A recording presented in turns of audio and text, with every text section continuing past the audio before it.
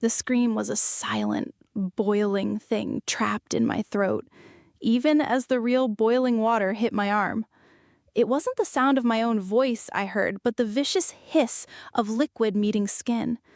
A sound of instant cellular betrayal. The pain was a white-hot flash, a supernova that exploded behind my eyes. And for a moment, the entire kitchen, the peeling linoleum, the humming refrigerator, the sun I no longer recognized, vanished into a universe of pure agony. Then came his voice, slicing through the haze, sharper and more scalding than the water. "There, maybe that'll shut you up for good." My son Julian stood over me, the empty saucepan still in his hand.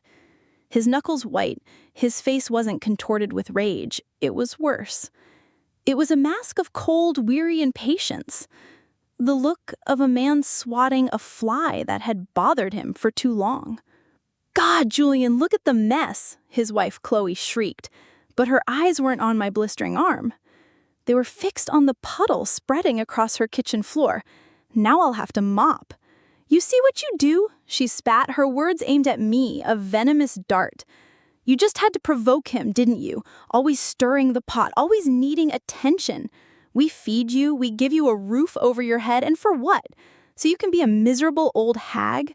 Why don't you do us all a favor and just go die somewhere else? Honestly, Eleanor, nobody gives a damn." I stared at her, my face numb. My mind strangely detached from the fire consuming my arm. She stood with her arms crossed, lips curled in a perfect sneer of disgust, a queen surveying a stain on her pristine kingdom. In the corner, my grandson, 6-year-old Arya, sat frozen at his small table. His tiny fingers were wrapped around a carton of apple juice, his eyes wide and dark and bottomless. He didn't make a sound. He just watched me, his small face a canvas of confusion, trying to reconcile the grandmother who read him stories with the creature his parents had just branded. I wanted to run to him, to whisper that everything was all right, but the lie wouldn't form. Nothing was all right. My arm throbbed, an angry, screaming red against my pale skin, the blisters already rising like malevolent pearls. I looked from the burn to the two faces of my tormentors, my own flesh and blood, and the woman he'd chosen over me. They were a united front of contempt, so ready to discard me like burnt toast from a meal I had cooked but was never thanked for. A profound and terrifying calm settled over me.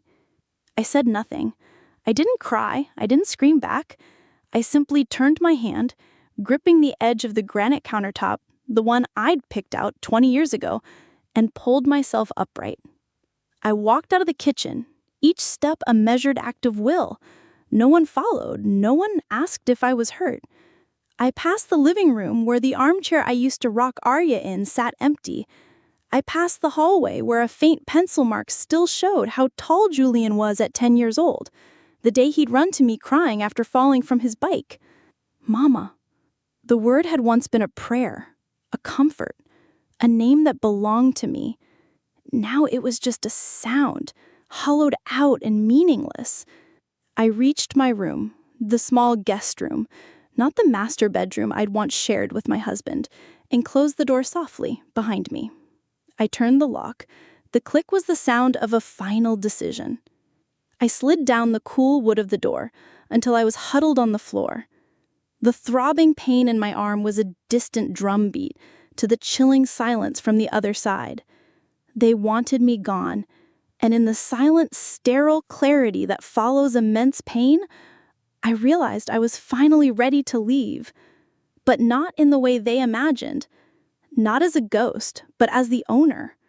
For years I had made myself small. I had folded my opinions, my needs, my very presence into neat, unobtrusive squares to fit inside the house I had built, the house Arthur and I had poured our souls into, long before Chloe's designer shoes ever clicked across its floors. They had forgotten that. They saw me as a relic, a piece of antique furniture with nowhere else to go. They were catastrophically wrong. With a resolve that felt foreign and yet deeply familiar, I stood, cradling my burned arm. I walked to the old cedar chest at the foot of my bed, buried beneath my late husband's wool sweaters, and the scent of mothballs and memory was a slim, leather-bound portfolio. My hands, to my surprise, were perfectly steady as I lifted the lid. Inside, nestled and felt, was the original title deed to the house, dated 1989. The ink was crisp, the official seal of Lincoln County, Oregon, embossed and clear. And there was my name, Eleanor Vance, in bold, undeniable print, sole owner. They never asked, they just assumed. They assumed my love was a contract of surrender. I closed the portfolio, placed it on the bed, and began to pack a small overnight bag, a few changes of clothes, my toiletries, a framed photo of Arthur, his smile still making my heart ache. I moved with a quiet, methodical grace, a lifetime of cleaning up other people's messes distilled into this one final, liberating act. When I zipped the bag, the house was submerged in a heavy silence. They had retreated to their room, cocooned in their cruelty, content in the belief that I was in mine, weeping and broken. I stepped out into the hallway, bag in one hand, the portfolio in the other. I walked past their closed door without a glance. The burn on my arm was a pulsing, rhythmic reminder with every step, but my spine was straighter than it had been in a decade. As I opened the front door, the cool, misty Oregon night air rushed in, and it smelled like freedom. They wanted me gone, so I was gone. But I was not empty-handed. I was not broken. I was Eleanor Vance, and I was taking the roof with me. The bus groaned through the damp, winding roads of the Oregon Coast Range, its headlights cutting feeble swaths through the thick fog.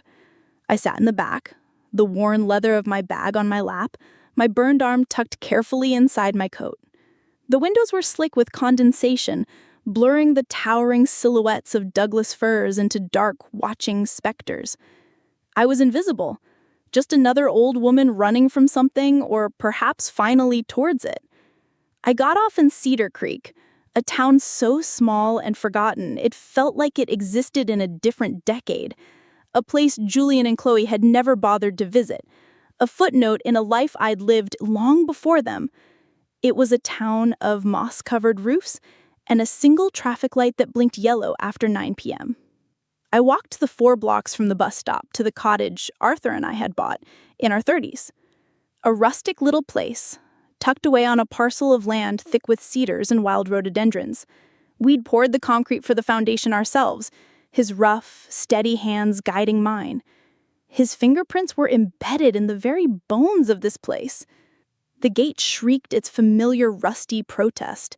The key was still under the 3rd terracotta pot, exactly where I'd left it 20 years ago. Inside, the air was thick with the scent of old books, dried herbs, and memory. I flipped a switch and a single dusty bulb flickered to life, illuminating a room frozen in time. The furniture was draped in white shrouds, ghosts of a life I'd put on pause. I sat on the edge of the bed we'd once shared, the mattress sighing under my weight. This cottage, this land, it was all mine, paid for with overtime shifts as a nurse in Arthur's long weekends at the timber mill. We had dreams for this place, a sprawling garden, a workshop for him, a porch swing for me. Then the cancer came for him, swift and silent as the coastal fog, and the dreams were packed away with his clothes. When Julian married Chloe, it had seemed like a sensible, loving thing to do, letting them move into the big house in Port Blossom. They were just starting out. The house was too large for just me. I'd willingly moved into the smaller bedroom, surrendering the master suite, the heart of the home. I became their live-in cook, cleaner, and babysitter, all for the unspoken price of my own erasure. I remembered Chloe's first day. She'd walked in, her nose wrinkled at the scent of old books and lemon polish. "We'll need to renovate," she'd announced, not to me, but to Julian, running a manicured finger over the windowsill as if checking for flaws in my life's work. Soon Eleanor would tell her not to use my good towels. Why is she always humming? Does she have to sit with us during dinner? Julian, my son, never once defended me. He stood by, a silent accomplice, his spine dissolving under the heat of his wife's contempt. But I had told myself that this was the price of family. I was a fool, but even fools have their limits. In the back of the cedar wardrobe, past Arthur's old flannel shirts, was a small fireproof safe. I spun the combination, the numbers of familiar prayer on my fingertips. Inside, next to our wedding album, was a second portfolio. It contained the deed to this cottage and the land it sat on, and a stack of bank statements for an account they never knew existed. An account I'd fed for 22 years with quiet, stubborn persistence. My name, Eleanor Vance, was on every single page. They hadn't just gotten who owned the house. They had forgotten who I was. I wasn't a guest. I wasn't a burden. I was the builder, the provider, the architect of the very life they had so casually tried to dismantle. I held the deeds in my hands, the paper cool and solid. It wasn't just proof of ownership, it was proof of my existence. The next morning, after a restless night listening to the wind whisper through the cedars, I looked up a number I hadn't dialed in 15 years, Ruth Bennett. She was now Isabel Morrow, having taken her husband's name, but I knew the fire in her would be the same. My best friend from nursing school, sharp, ferocious, and loyal to a fault. I'd heard she'd left nursing, gone to law school late in life, and now specialized in something they called elder rights. I dialed. After 3 rings, a voice crisp and professional answered, "Isabel Morrow." There was a long pause after I said my name, then a soft gasp. Ellie. My God, Eleanor Avens. Is that really you? Are you all right? I've been better, Izzy, I said, my voice steadier than I expected. But I'm still standing, and I need a lawyer.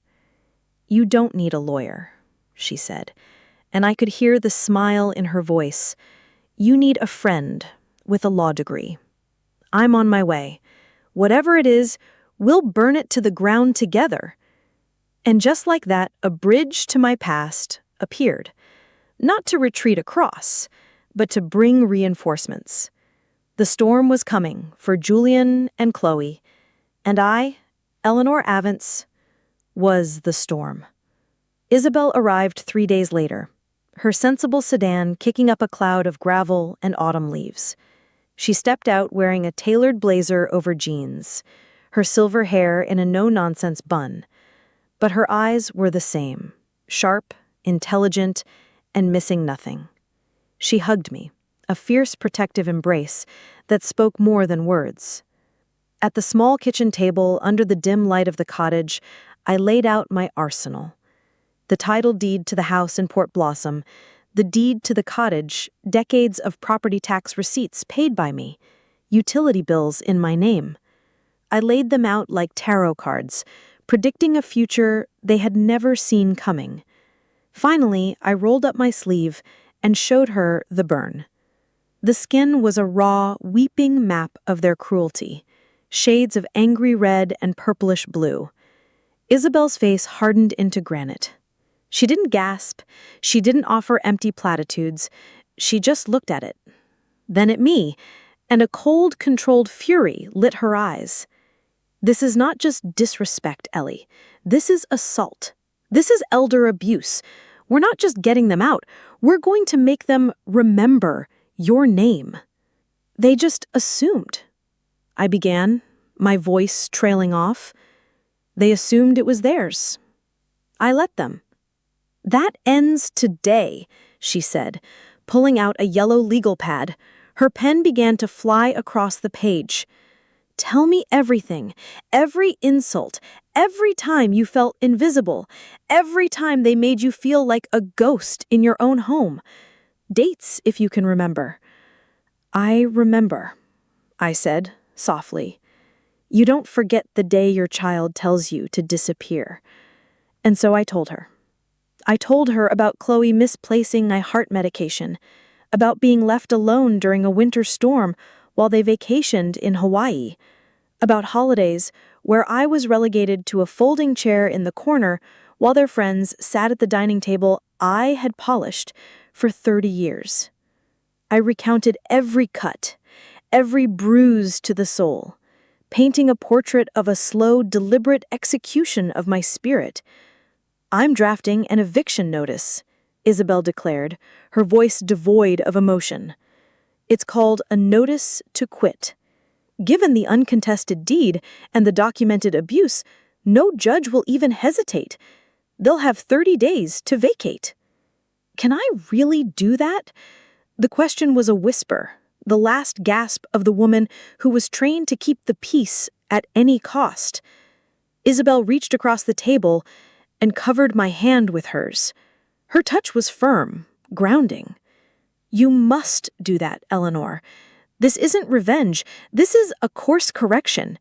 You're correcting the dangerous assumption that love means you have to endure abuse. You're not just taking back a house. You're taking back your life." That night, for the first time in years, I transferred money from my secret savings account into my checking. Enough for Isabel's fees, enough to buy a new coat, enough to remind myself that I was not helpless, not destitute, not a charity case. I was a woman of means.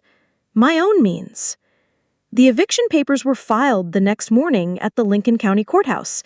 I signed my name, Eleanor Avance, on the petitioner line. The pen felt heavy, each letter a deliberate final stroke, drawing a line in the sand that could never be undone.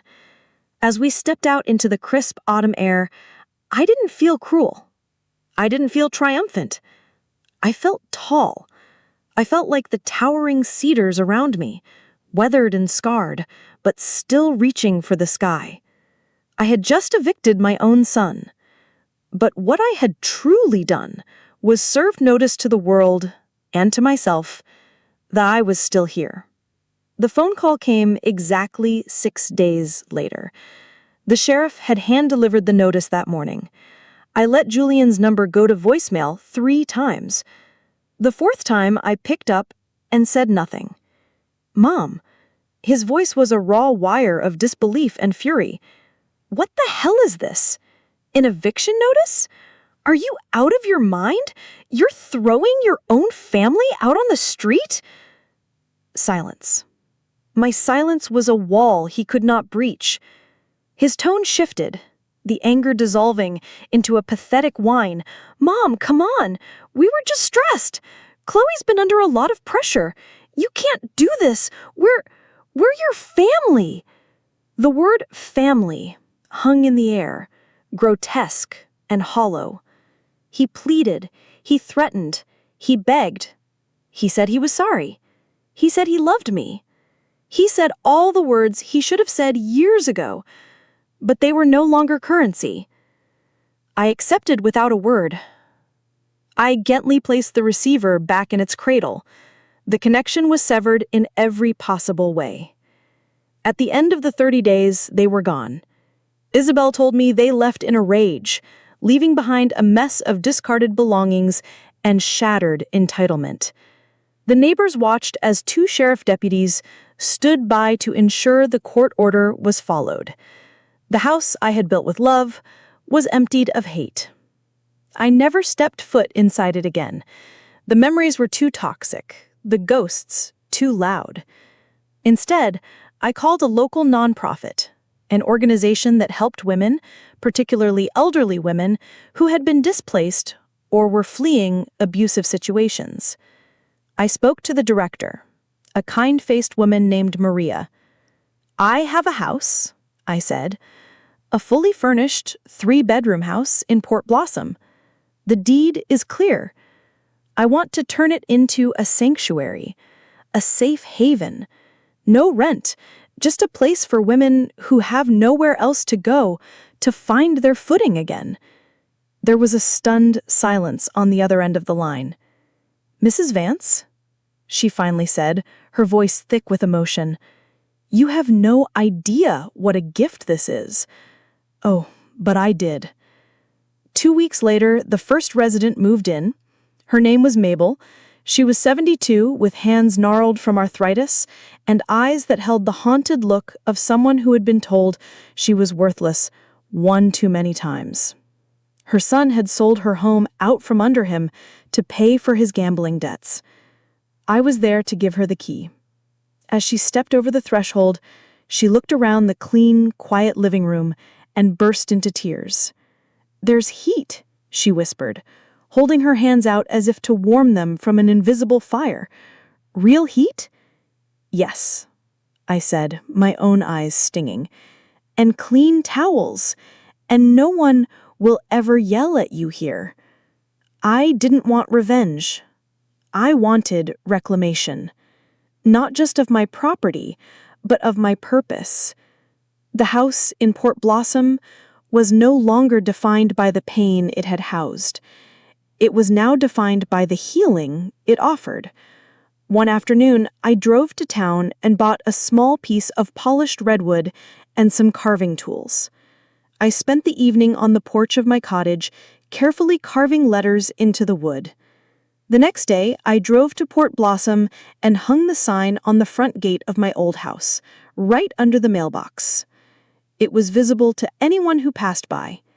It read, "The Haven," a sanctuary built by a woman who was told to die elsewhere. I didn't need an apology. I didn't need them to understand. I needed every woman who drove by, every person who heard the story